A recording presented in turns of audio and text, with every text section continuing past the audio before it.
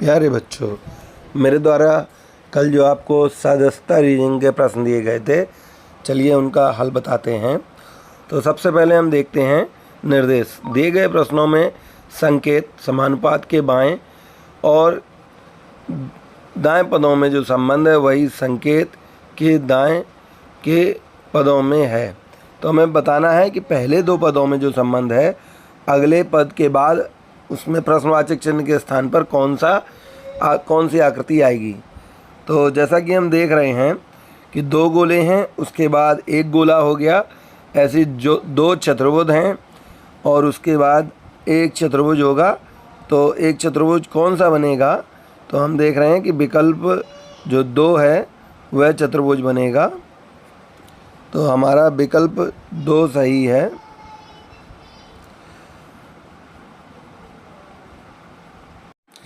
आगे चलते हैं। हमारा दूसरा प्रश्न है कि त्रिभुज के अंदर हम देख रहे हैं कि 4 लाइनें बनी हैं और उसका जो अनुपात है कि एक लाइन फिर कम हो गई और चतुर्भुज के अंदर 3 लाइनें बन गई।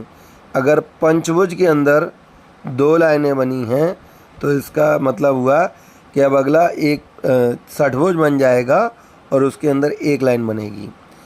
इसके बाद प्रश्न नंबर 3 है कि त्रिभुज में अंदर एक त्रिभुज है, उसको 20 से काटा गया है और इधर हमारा क्या हो रहा है कि एक वर्ग है, उसमें अंदर एक वर्ग है और उसको 20 से 2 लाइनें हो गई काटने के लिए। तो ऐसे पंचभुज को 20 से एक लाइन ने काटा है, तो हम देखेंगे पंचभुज के बाद षटभुज आएगा और षटभुज में बीच में से 2 लाइनें काटेंगी। तो बीच में से 2 लाइनें काटेंगी तो चौथा विकल्प हमारा सही होगा।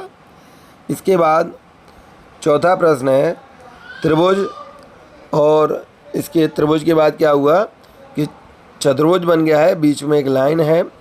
तो ऐसे ही पंचभुज के अंदर 2 लाइनें हैं, तो पंचभुज के बाद क्या बन जाएगा, पंचभुज के बाद षटभुज बन जाएगा और 3 लाइनें हो जाएंगी। तो हमारा पहला विकल्प सही है।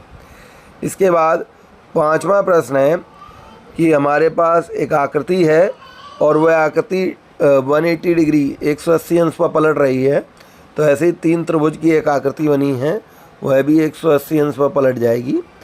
अगला प्रश्न है कि पंचभुज के अंदर 2 गोले बने हैं और उसका जो अनुपात है चतुर्भुज के अंदर एक गोला, वो भी कैसा गोला है, हॉलो गोला है, और बाहर 2 गोले बने हैं। उसका इसी प्रकार हम देख रहे हैं कि अगला क्या है कि हमारा अगला है एक चतुर्भुज बना है, उसके बीच में 2 गोले बने हैं। तो अब त्रिभुज रह जाएगा, क्योंकि देखिए पंचभुज का चतुर्भुज रह गया तो चतुर्भुज का त्रिभुज रह जाएगा।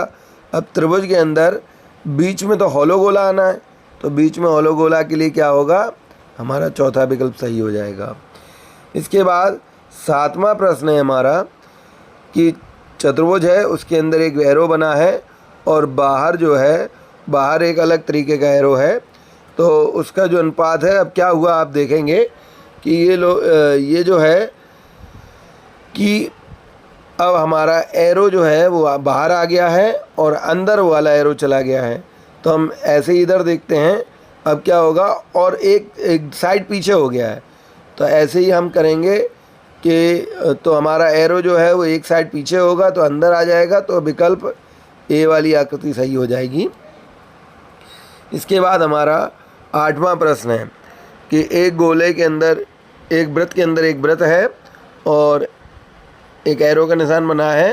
क्या होता है, अगली आकृति में हमारे एरो 2 हो जाते हैं और जो वृत्त है वो 1 रह जाता है।